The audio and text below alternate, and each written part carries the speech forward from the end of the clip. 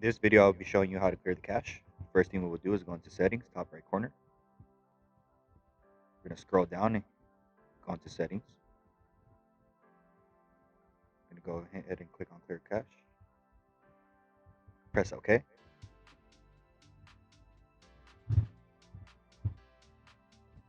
Your device will restart. Go ahead and click on the language.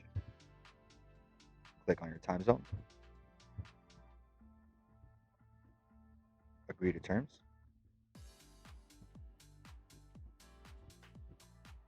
Go ahead and click on next. Log in. That is how you clear the cache.